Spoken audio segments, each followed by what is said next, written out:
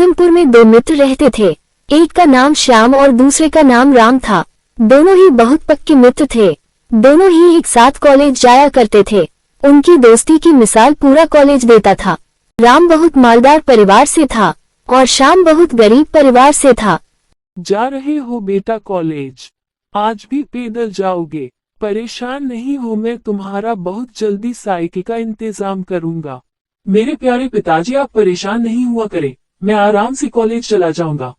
ठीक है बेटा, ध्यान से जाना। राम हमेशा अपनी बाइक पर कॉलेज आता था और श्याम बेचारा रोजाना पैदल कॉलेज जाता था। एक दिन राम और श्याम दोनों आपस में बातें कर रहे थे। तभी अचानक वहां पर प्रिंसिपल सर आ जाते हैं और श्याम से कहते हैं, बेटा श्याम, अभी तक तुम्हारे कॉलेज की फीस जमा नहीं हुई है। मैं तुमसे काफी समय से कह रहा हूँ, लेकिन अब अगर तुमने कल कॉलेज की फीस जमा नहीं कराई तो मुझे बड़े अफसोस के साथ कहना पड़ रहा है, तुम्हें इस कॉलेज से निकलना पड़ेगा। जी सर, मैं पूरी कोशिश करूंगा कि कल तक मैं अपने कॉलेज की फीस जमा करवा दूं। ये सुनकर प्रिंसिपल सर वहां से चले जाते हैं। यार, तेरी अभी तक कॉलेज की फीस जमा नहीं हुई। चल कोई बात नहीं, कल मैं तेरे कॉलेज की फीस जमा कर दूंगा। जब तेरे पास पैसे हो तो तू मुझे लौटा दियो। नहीं यार, ऐसी कोई बात नहीं है, मैं कल अपनी फीस जमा करवा दूंगा। लेकिन राम अपने पिताजी के पास जाता है और कहता है, पिताजी, मुझे कुछ पैसों की जरूरत है, क्या आप मुझे कुछ पैसे दे सकते हैं? ठीक है, लेकिन बेटा पहले मुझे बताओ तुम्हें किस लिए पैसे चाहिए, क्योंकि मैं तुम्हें इस महीने की तुम्हारी पॉकेट मनी दे चुका हूँ। मैं जानता हूँ पिताजी, लेकिन मेरा एक दोस्त है जो इस वक्त अभी मुश्किल में है। मैं उसकी मदद करना चाहता हूँ, इसलिए मुझे पैसे की जरूरत है। अच्छा ठीक है बेटा, मैं तुम्हें पैसे दे दूंगा, लेकिन सोच समझकर पैसे खर्च करना। धन्यवाद पिताजी, आप दुनिया के सबसे अच्छे पिताजी हैं। और तुम दुनिया के सबसे अच्छे बेटे हो, मेरे बच्चे। अगले दिन शाम कॉलेज आता है, लेकिन उसके पास फीस जमा करने के पैसे नहीं होते, इसलिए प्रिंसिपल सर उसे कॉलेज से निकलने के लिए कहते हैं। तभी वहां पर राम आ जाता है। शाम, तू कहीं नहीं जाएगा, तू अपनी पढ़ाई पूरी करेगा, और ये रहे तेरी फीस के पैसे। शुक्रिया मेरे दोस्त, मैं तेरा यह एहसान जिंदगी भर नहीं भूलूंगा। एक दिन राम के पिता ऑफिस के काम से कहीं जा रहे होते हैं। तभी वो राम को शाम के साथ देख लेते हैं। राम जब कॉलेज से घर लौट कर आता है तो घर पर उसके माता पिता उसका इंतजार कर रहे होते हैं।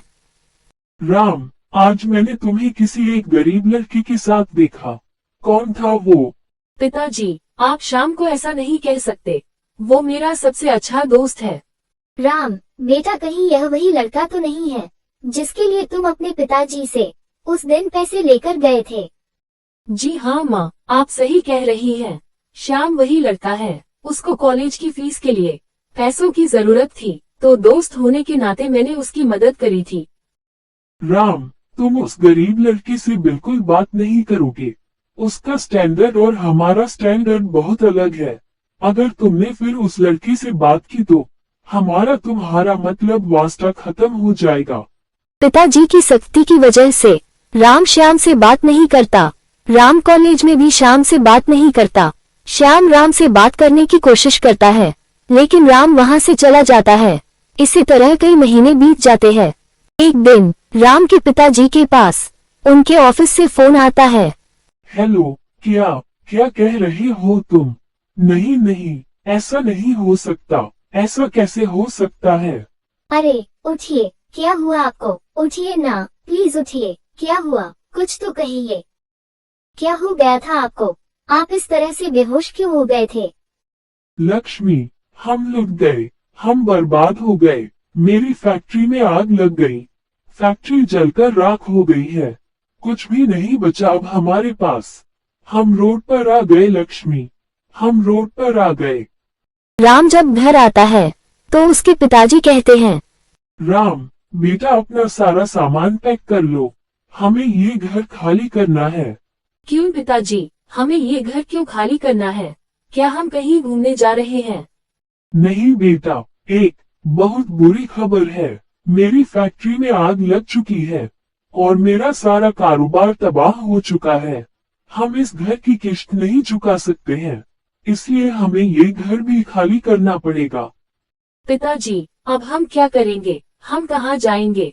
देखते ही देखते राम और उसके परिवार को वह घर खाली करना पड़ता है और वह सब सड़क पर आ जाते हैं।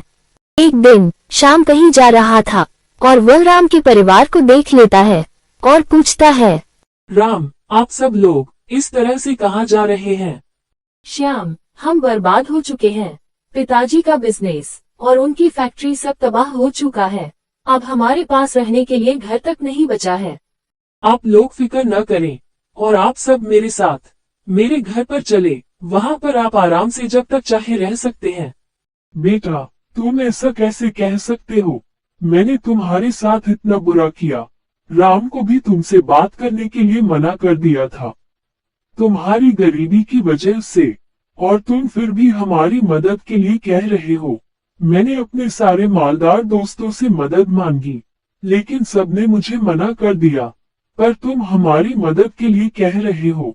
तुम बहुत अच्छे हो बेटा, बहुत अच्छे हो तुम। मुझे माफ कर दो। श्याम सबको अपने साथ अपने घर लेकर चला जाता है।